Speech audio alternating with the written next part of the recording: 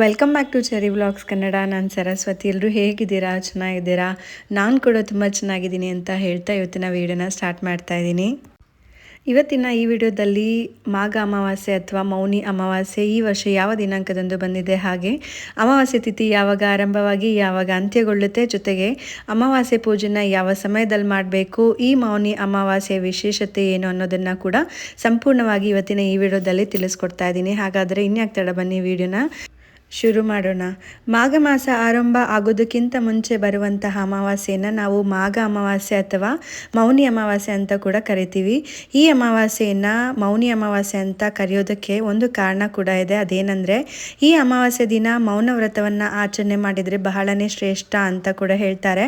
ಹಾಗಾಗಿ ಈ ಮೌನಿ ಅಮಾವಾಸ್ಯೆ ಏನಿದೆ, ಇದು ಅತ್ಯಂತ ಶ್ರೇಷ್ಠವಾದಂತಹ ಅಮಾವಾಸ್ಯೆ. ಈ ದಿನದಲ್ಲಿ ನೀವು ನದಿ ಸ್ನಾನ ಮಾಡಿ ನಿಮ್ಮ ಪಿತೃಗಳಿಗೆ ತರ್ಪಣ ಬಿಡುವಂಥದ್ದು ಅಥವಾ ಪಿತೃ ಕಾರ್ಯಗಳನ್ನು ಮಾಡುವಂಥದ್ದು ಅತ್ಯಂತ ಶ್ರೇಷ್ಠ ಅಂತಲೂ ಕೂಡ ಹೇಳಲಾಗುತ್ತೆ. ಇಷ್ಟೊಂದು ಮಹತ್ವವಿರುವ ಈ ಮಾಘ ಅಮಾವಾಸ್ಯೆ ಅಥವಾ ಮೌನಿ ಅಮಾವಾಸ್ಯೆ ಈ ವರ್ಷ ಯಾವ ದಿನಾಂಕದಂದು ಬಂದಿದೆ, ಹಾಗೆ ಅಮಾವಾಸ್ಯೆ ತಿಥಿ ಯಾವಾಗ ಆರಂಭವಾಗಿ ಯಾವಾಗ ಅಂತ್ಯಗೊಳ್ಳುತ್ತೆ ಅಂತ ಮೊದಲು ತಿಳ್ಕೊಳ್ಳೋಣ. ಈ ವರ್ಷ ಅಂದರೆ 2026ನೇ ಇಸ್ವಿಯಲ್ಲಿ ಮಾಘ ಅಮಾವಾಸ್ಯೆ ಅಥವಾ ಮೌನಿ ಅಮಾವಾಸ್ಯೆ ಜನವರಿ 18ನೇ ತಾರೀಕು ಭಾನುವಾರದ ದಿವಸ ಬಂದಿದೆ. ಇನ್ನು ಇವಾಗ ಅಮಾವಾಸ್ಯೆ ತಿಥಿ ಯಾವಾಗ ಆರಂಭವಾಗುತ್ತೆ ಹಾಗೆ ಯಾವಾಗ ಅಂತ್ಯವಾಗುತ್ತೆ ಅಂತ ತಿಳ್ಕೊಳ್ಳೋಣ. ಅಮಾವಾಸ್ಯೆ ತಿಥಿ ಆರಂಭವಾಗುವಂಥದ್ದು ಜನವರಿ 18ನೇ ತಾರೀಕು ಬೆಳಗಿನ ಜಾವ 12 ಗಂಟೆ 3 ನಿಮಿಷಕ್ಕೆ ಆರಂಭವಾಗಿ ಜನವರಿ 19ನೇ ತಾರೀಕು ಬೆಳಗಿನ ಜಾವ 1 ಗಂಟೆ 21 ನಿಮಿಷಕ್ಕೆ ಅಮಾವಾಸ್ಯೆ ತಿಥಿ ಅಂತ್ಯವಾಗ್ತಾ ಇದೆ. ಇಲ್ಲಿ ನಮಗೆ ಸಂಪೂರ್ಣವಾಗಿರುವಂತಹ ಅಮಾವಾಸ್ಯೆ ತಿಥಿ ಜನವರಿ 18ನೇ ತಾರೀಕು ಭಾನುವಾರದ ದಿವಸ ಬಂದಿದೆ. ಜೊತೆಗೆ ಸೂರ್ಯ ಉದಯ ಆಗುವಂತಹ ತಿಥಿ ಕೂಡ ಅವತ್ತಿನ ದಿವಸನೇ ಇರೋದ್ರಿಂದ ಜನವರಿ 18ನೇ ತಾರೀಕು ಮೌನಿ ಅಮಾವಾಸ್ಯೆ ಅಥವಾ ಮಾಘ ಅಮಾವಾಸ್ಯೆಯನ್ನು ಆಚರಣೆ ಮಾಡಬೇಕಾಗಿದೆ.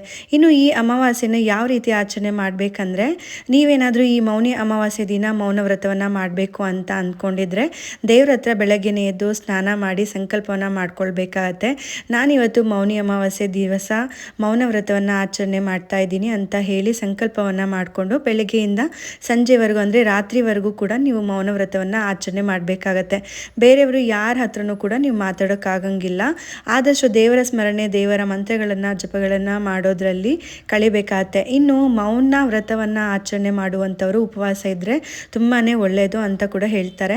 ಇನ್ನು ಅವತ್ತಿನ ದಿವಸ ಮಾಘ ಮಾಸ ಕೂಡ ಆರಂಭವಾಗ್ತಾ ಇದೆ. ಹಾಗಾಗಿ ಮೌನಿ ಅಮಾವಾಸ್ಯೆ ದಿವಸ ನದಿಗಳಲ್ಲಿ ಸ್ನಾನ ಮಾಡಿದರೆ ಬಹಳನೇ ವಿಶೇಷ. ಅದರಲ್ಲೂ ಸಂಗಮ ಆಗುವಂತಹ ಸ್ಥಳಗಳಲ್ಲಿ ಸ್ನಾನ ಮಾಡಿದರೆ ತುಂಬಾ ಒಳ್ಳೆಯದು. ಅಂದರೆ 2-3 ನದಿಗಳು ಸೇರುವಂತಹ ಜಾಗದಲ್ಲಿ ಅದನ್ನು ನಾವು ಸಂಗಮ ಅಂತ ಕೂಡ ಕರಿತೀವಿ. ಅಂತಹ ಸಂಗಮ ಆಗುವಂತಹ ಸ್ಥಳಗಳಲ್ಲಿ ನೀವು ಸ್ನಾನ ಮಾಡಿದ್ರೆ ಬಹಳನೇ ವಿಶೇಷ ಆದಂಥ ಫಲಗಳನ್ನ ನೀವು ಪಡ್ಕೊಳ್ಬೋದು.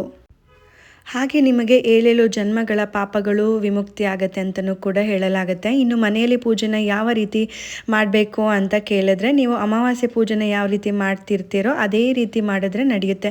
ಇನ್ನು ಅಮಾವಾಸ್ಯೆ ಆಗಿರೋದ್ರಿಂದ ತಪ್ಪದೆ ಅವತ್ತಿನ ದಿವಸ ದೃಷ್ಟಿಯನ್ನು ನಿವಾಳಿಸಿ ತುಂಬಾ ಒಳ್ಳೆಯದು. ಯಾರದೇ ಕೆಟ್ಟ ದೃಷ್ಟಿ ಅಥವಾ ನರದೃಷ್ಟಿ ನಿಮ್ಮ ಮೇಲೆ ಅಥವಾ ನಿಮ್ಮ ಮನೆ ಮೇಲೆ ಬಿದ್ದಿದ್ರೂ ಕೂಡ ಅದೆಲ್ಲ ನಿವಾರಣೆ ಆಗುತ್ತೆ. ಇನ್ನು ಈ ಅಮಾವಾಸ್ಯೆ ದಿನ ಯಾವ ಸಮಯದಲ್ಲಿ ನೀವು ಪೂಜೆನ ಮಾಡಬೇಕು ಅಂತ ಕೇಳೋದಾದರೆ, ಆದಷ್ಟು ಬ್ರಾಹ್ಮಿ ಮುಹೂರ್ತದಲ್ಲಿ ಅಂದರೆ ಸೂರ್ಯ ಉದಯ ಆಗೋದಕ್ಕಿಂತ ಮುಂಚೆ ಪೂಜೆ ಮಾಡಿದ್ರೆ ತುಂಬಾ ಒಳ್ಳೆಯದು. ಅಷ್ಟು ಬೇಗ ಮಾಡೋಕ್ಕಾಗಿಲ್ಲ ಅಂತ ಹೇಳಿದ್ರೆ ಸಂಜೆವರೆಗೂ ಕೂಡ ನಿಮಗೆ ಸಮಯ ಇರುತ್ತೆ. ಸಂಜೆ ಕೂಡ ಅಂದರೆ ಗೋಧೂಳಿ ಸಮಯದಲ್ಲಿ ಕೂಡ ನೀವು ಮಾಡ್ಬೋದು. ಗೋಧೂಳಿ ಸಮಯ ಅಂತಂದರೆ ಹಸುಗಳು ಮನೆಗೆ ಬರುವಂತಹ ಸಮಯವನ್ನು ನಾವು ಗೋಧೂಳಿ ಸಮಯ ಅಂತ ಕೂಡ ಕರಿತೀವಿ. ರಾಹುಗಾಲ, ಯಮಗಂಟಕಾಲ ಒಂದನ್ನು ಬಿಟ್ಟು ನೀವು ಈ 2 ಸಮಯದಲ್ಲಿ ಕೂಡ ಪೂಜೆಯನ್ನು ಮಾಡ್ಕೊಳ್ಬೋದು. ನೋಡಿದ್ರಲ್ವಾ ಸ್ನೇಹಿತರೆ, ಇವತ್ತಿನ ಈ ವಿಡಿಯೋದಲ್ಲಿ ಮೌನಿ ಅಮಾವಾಸ್ಯೆ ಅಥವಾ ಮಾಘ ಅಮಾವಾಸ್ಯೆ ಯಾವತ್ತೂ ಬಂದಿದೆ, ಯಾವ ಸಮಯದಲ್ಲಿ ಪೂಜೆಯನ್ನು ಮಾಡಬೇಕು, ಅಮಾವಾಸ್ಯೆ ತಿಥಿ ಯಾವಾಗ ಆರಂಭವಾಗಿ ಯಾವಾಗ ಅಂತ್ಯಗೊಳ್ಳುತ್ತೆ ಅನ್ನೋದನ್ನು ತಿಳಿಸ್ಕೊಟ್ಟಿದ್ದೀನಿ. ಇವತ್ತಿನ ಈ ವಿಡಿಯೋ ನಿಮ್ಮೆಲ್ಲರಿಗೂ ಕೂಡ ಇಷ್ಟ ಆಗಿದೆ, ಉಪಯೋಗ ಆಗಿದೆ ಅಂತ ಭಾವಿಸ್ತೀನಿ. ಮತ್ತಷ್ಟು ಉಪಯುಕ್ತ ಮಾಹಿತಿಗಳೊಂದಿಗೆ ನಾನು ನಿಮಗೆ ಸಿಗ್ತೀನಿ. ಅಲ್ಲಿವರೆಗೂ ನಮಸ್ಕಾರ.